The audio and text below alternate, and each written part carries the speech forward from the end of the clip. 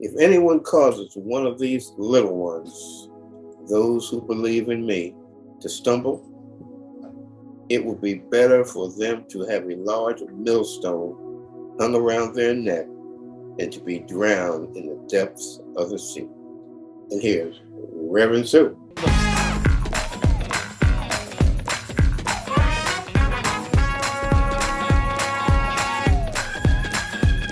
Got joy in my soul.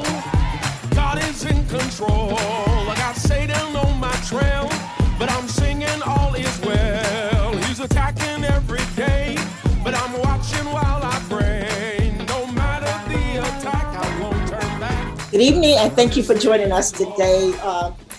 I'm Reverend Sue, and you are part of our conversation with Sunday evening with Reverend Sue. And I keep saying this all the time, and I say it all the time. It probably make you boring, but I get so excited about all of my guests. But sometimes I get excited, really, really, really excited about guests. And today, this is one of those days because Child and Family Services of the District of Columbia has been one of our best friends since we started our radio show about over 6 years ago, 6.5 years ago. And they are doing fantastic work here in Washington. And I know this is a national program, but Washington, I think when you listen to the Child and Family Services program here in Washington, and you are involved in Child and Family Services throughout the country or in your state, I'm sure today you're going to pick up some points. You're going to learn a lot, and you can implement some of the programs that you do not have perhaps in your state. So I would like to say that we are excited to see Marcy Chell, and she's a program manager here at the Child and Family Services. And today we're going to talk about like adoption services, adoption program, and to go into detail, what is the Child and Family Services? What are they about? And this month is the month of adoption, and that's why we want to involve this conversation with all to understand the importance of what's happening with our children. And they're dedicated people like Miss Michelle, who is doing so much work within Washington, D.C. So thank you so much for joining us today. And Michelle, you are the program director, right? Yes. So I am so excited to be here. Thank you so much for having me. I am the program manager. I oversee at Child and Family Services the recruitment unit, where we are actively looking for resource parents, foster parents. We use it interchangeably, and we look for families who are ready to adopt. We have youth who have the goal of adoption based on their court case, mm-hmm. and we call that child specific. So we match families who are interested, willing, and capable of actually adopting youth who have that goal of adoption without a designated resource. And we find that too in the recruitment department. I also oversee our placement. So just general kids who are coming into care, who need willing, loving, capable families. That unit calls families. It's a 24/7 operation. Sometimes I wake up at 3 o'clock in the morning, making sure our children are with the best family that we can match them with. And then we have a great unit or two, there's two, of support, and they support our resource foster parents. Mm-hmm. And so that's what my job is as a program manager at Child and Family Services. Now, so your agency is a public agency. And when you talk about adoption, can you explain that? There's just a process of adoption. Sure. So I'll speak from my personal experience because I did adopt two wonderful now young men as they were teenagers. Mm-hmm. And what you have to do is go through the foster care process. You have to become a foster parent.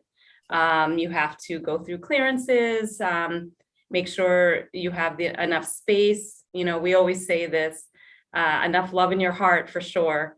And enough tolerance, patience, and flexibility But there are the processes to ensure that you you meet the standards, because our kids certainly not only deserve that, but we are the public agency of child welfare, and kids come to us because we are separating them from their birth families.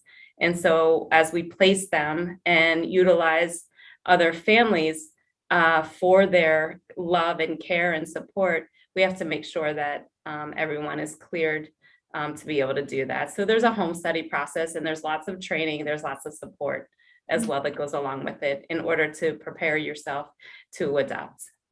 Okay, so and thank you so much for sharing your life experience with us.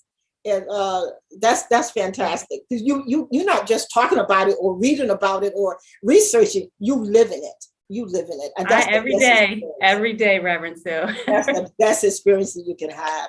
And so with that in mind, we're basically, where do our children really come from? I mean, from their homes or incarcerated parents? Or can you give us some examples of where?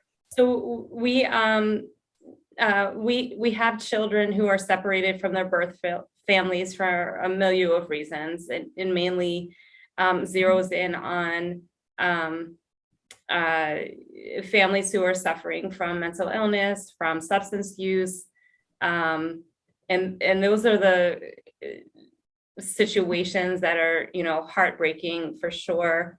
And the reason we separate is because we've done everything that we can to keep them together. We have a really vast world, I'll call it, in prevention, as well as helping the district's families to keep kids in their care, their kids in their care.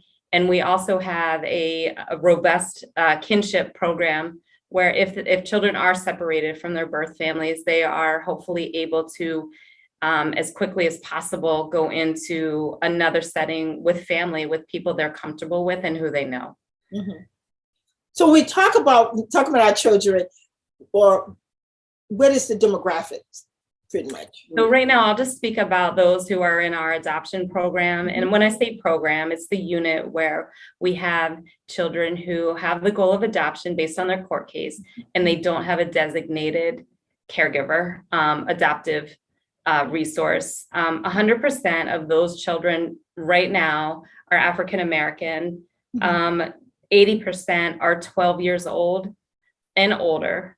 We really have a big focus in recruitment, not only for child specific, but also as we recruit just general resource foster parents, focusing on our older youth. 6 to 11 and less than 3% for youth are under the age of 5. We do have beautiful babies, sadly, coming into care. So their goal, every child's goal when they come into foster care, overall, there's a lot of specifics on this, but overall is to reunify them with their biological family. So that's our overall current demographics. The pandemic, we have been through a lot the last 2 years with the pandemic. There has been an increase in domestic violence, domestic violence. With that, could you say or not say that the adoption or the foster care has increased since within the last 2 years? I think what I'll focus on is the fact that we have incredible resource families. The pandemic has shifted all of us in ways that we never could have predicted, but they have been steadfast, they've been committed, they have stayed. We have had children come into care for the reasons that I just previously mentioned. And yes, the pandemic has hurt us all. I'm just so proudly to say that our resource parents have been with us, and they continue to take children in despite the pandemic. So that's fantastic. I know that you have social media all over to talk about your program and what you're doing here in Washington, D.C. But I always think about what other religious organizations can do. Do you have a relationship with the religious organization? And so yes, I don't have names on the top of my head. What I can tell you is that Dr. Lawson, who oversees the recruitment unit, we have relationships with hundreds of organizations, many of them being religious, either affiliated or based, because of commitments that we see in Washington, D.C. for our children and for even really to support our resource families. So it's both. It's for the children, but it's also to support our families. And I know we have eight warriors here in Washington, D.C. That's how, for other people who are not here from Washington, D.C., that's how you perhaps divided with district, but we call them warriors. We have 8. Yes. And within the 8 warriors, what are the 3 highs? Well, it's 7 and 8 mainly. Okay. And I don't have the statistics with me. Reverend Sue, we also call our Ward 9, just right outside the district, right? And so we're not separating children from their families in Maryland, but we utilize a lot of resource families just across the line to keep kids as best we can in their communities and to make sure that they have access to their schools that we want to keep them in when they're separated.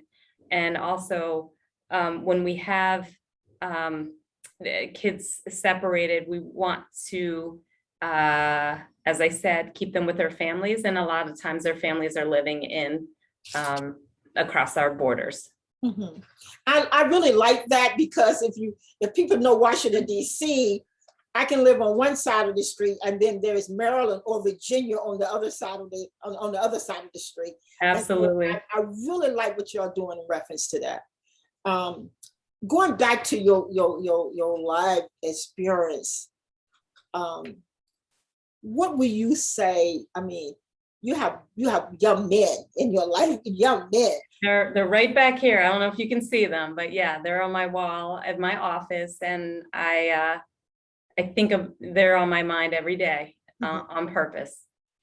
How will you encourage us to, because of your experience, how will you encourage us to do the same issue?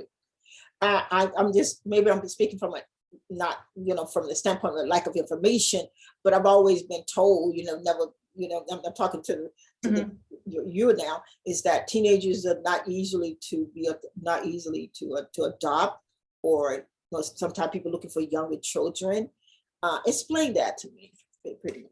So I'll first start with what inspired me. I was working in New York City. There's an organization there called You Gotta Believe, and what they talk about is the top 10 reasons to adopt a teenager, and it resonated with me. I always knew I was going to be a foster parent. I didn't plan on adopting. What I planned on is caring for someone older. And how do you describe older when 16 is not older? Right. But my boys were 14 and 16 when I met them. And the patience, care, perseverance, flexibility, understanding, and all of that is, I think, part of most of our personalities. If we genuinely believe in what we give back to life and our presence here. And that's what I stuck to with both of them. And they ultimately said, can you adopt us? How do you say no when you already love these kids? They were mine. They were mine through foster care, but they were mine long before, probably in a whole nother place.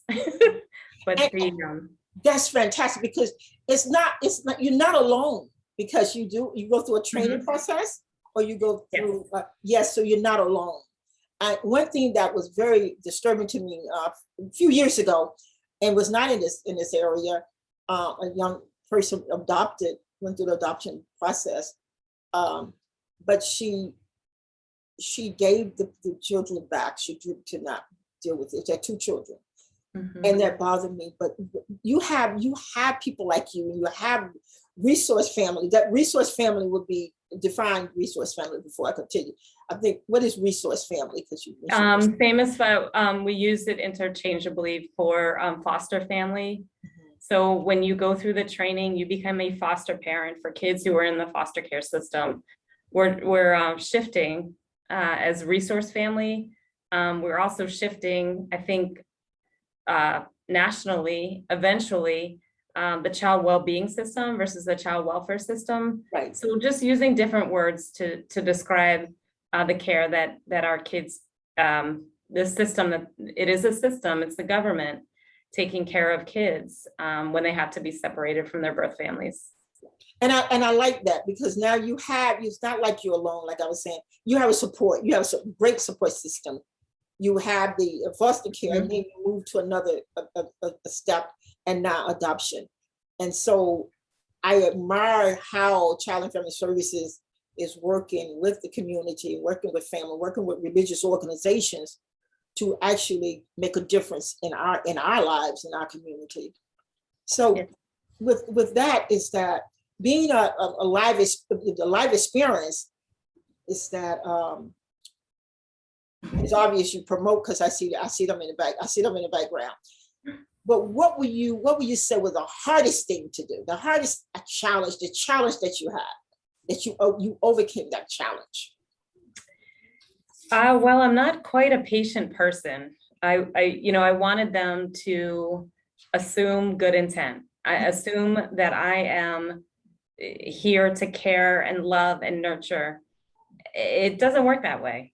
You have to be patient. You have to understand that they're teaching you as much as you're teaching them.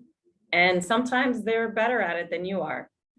We parents how we're parented in a lot of ways. And, my son's upbringing was very vastly different than how I was kind of brought up. So the biggest challenge was to pause, to be patient. I think I've said that a lot, and just allow them to teach me in ways to be a better parent for who they were, who they are, and who they are becoming as young men.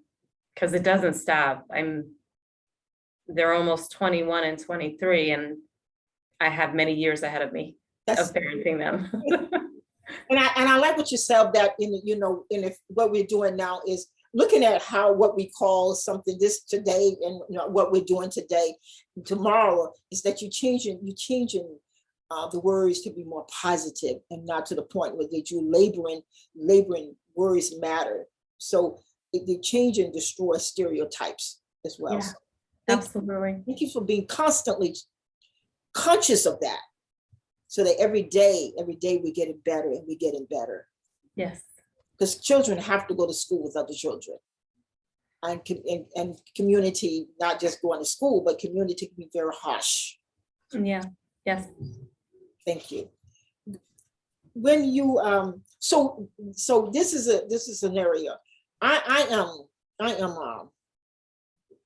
65 years old, and I heard about this program on Sunday evening with Reverend Sue, and I'm excited. I want to do the same thing. I want teenagers. I always wanted teenage boys. So this is my opportunity to get teenage boys. I've never been around kids. I don't have kids, but I think I want to do this. I'm a single person. What will you tell me? Please call 202-671-LOVE. That is our love line. That is the first entry into understanding, getting information, and just saying what you said. I'm whatever age, I'm whatever situation I'm in. And then I have 4 lovely folks who are gonna come to your home, do a walkthrough, give you all the care and information that is required for you to be informed about taking the next step. It's not a leap, it's just a step. And everything about what we do in Child and Family Services are small steps to get to that day when your doorbell rings and there's the child who's coming to your home for you to care for. I have my 2 teenagers. It worked out step by step. calling the number, and they come into my house and we build a relationship. And Yes. now everything went through. I'm happy. But then I decided that maybe, you know what? Maybe I can, because I'm impatient. Very impatient and spoiling my own way.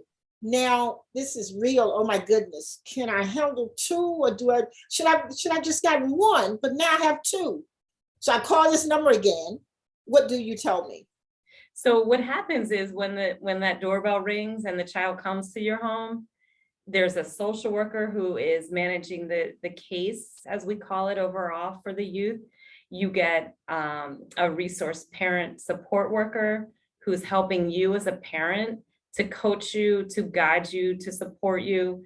And their goal initially, if they're coming right into the foster care system, is to return them to, or reunify them, as we say, with their biological family, or ensure that they're connected with kinship, their family members. If they stay and they stay and they stay, and it happens a lot, then we may consider, the court will, of a change to adoption. That maybe going towards reunification isn't what's best for the child.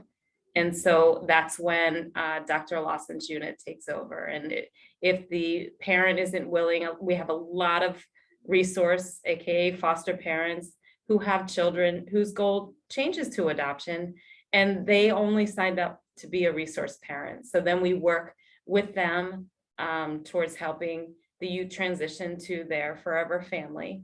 And a lot of resource families say, no, I didn't sign up for this, but I'm going to do it. Like myself, I didn't think I was going to get to adoption with the boys, but life takes over, and it was the best decision for our family. So I leave my house and I go to the grocery store. Then all of a sudden, I have a warrant against me, right? And they identify me. I left my 3 children home. I don't have relatives in the area. My mother is 90 and she can barely take care of herself. So I left my kids home. They arrested me. What happened to my 3 children? Oh, that is something that I don't think I can answer, because it's different in every jurisdiction. So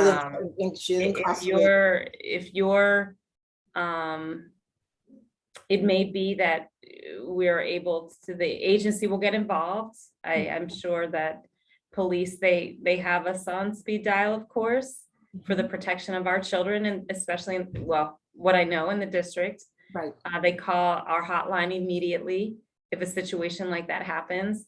And then we have incredible investigators called CPS workers. But I love the term investigators because they do such hard work to make sure that we're making best decisions for children and the family. So we may find a family member, we may not, we may find a neighbor who has paperwork that says they're the backup.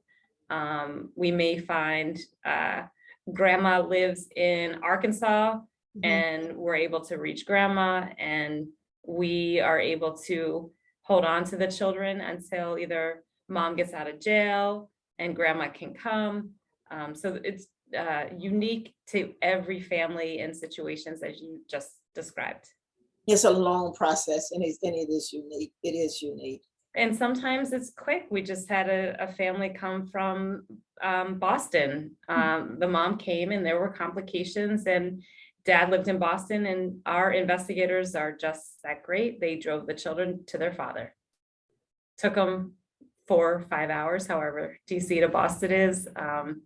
So we're creative and critical thinkers to make the best out of scenarios for families. Michelle, what can we do? What can we do? We meaning that the community, you're doing so much, and community is right with you, some of the communities. But what can we do? 3 things that we can do to make it better for your agency, and to make it better for our children.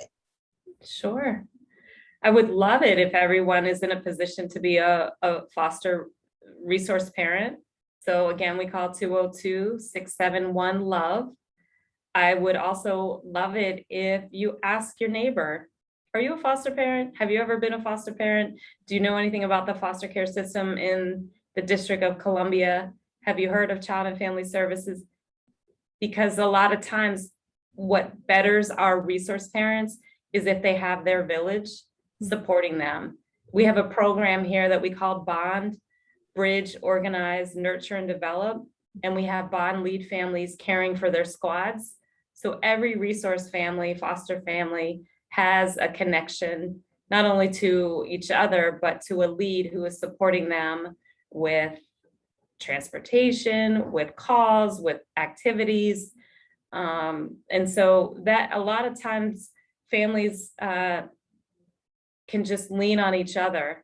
And I would also love if people came forward to really care for our teenagers. We have a lot of teenagers in care who need forever families, and everyone thinks, oh, they'll just be 21 and they'll be fine. Mm-hmm. That's not what happens. If you ask your neighbor how many talk to their caregivers, despite their age, right? So I think those are the most important takeaways. Is we definitely would love to bring on more resource parents. We do it actively every day. We actively support our resource families, and we need families for our teenagers for sure. Yes, very good. Again, can you give us the love number again? Yes, it's 202-671-LOVE. Thank you so much. LOVE. LOVE. Thank you so much, Ms. Marcy Chell, for taking the time for my Child and Family Services, who I think is doing a great job here in Washington, D.C., to join us today. And to our listeners, we thank you. We thank you for tuning in. But we also want you to get involved. Get involved. Get involved. Get involved. Our children, when people say our children is our future, our children are right now. We're right here so they can have a future. And for them to have a future, I'm going to say we have to do better. I'm saying that, not Child and Family Services. I'm saying it, that we have to do better when it comes to our children, not to just have a conversation about them, but do better. And so please remember, one more time, the number to call again. 202-671-LOVE. And thank you. Thank you so much for being with us. May God bless you and continue to do the work that you have been doing for so long. And hello to all of your friends and your colleagues over at Child and Family Services. Thank you so much. We appreciate this time. God bless you. I decided long ago never to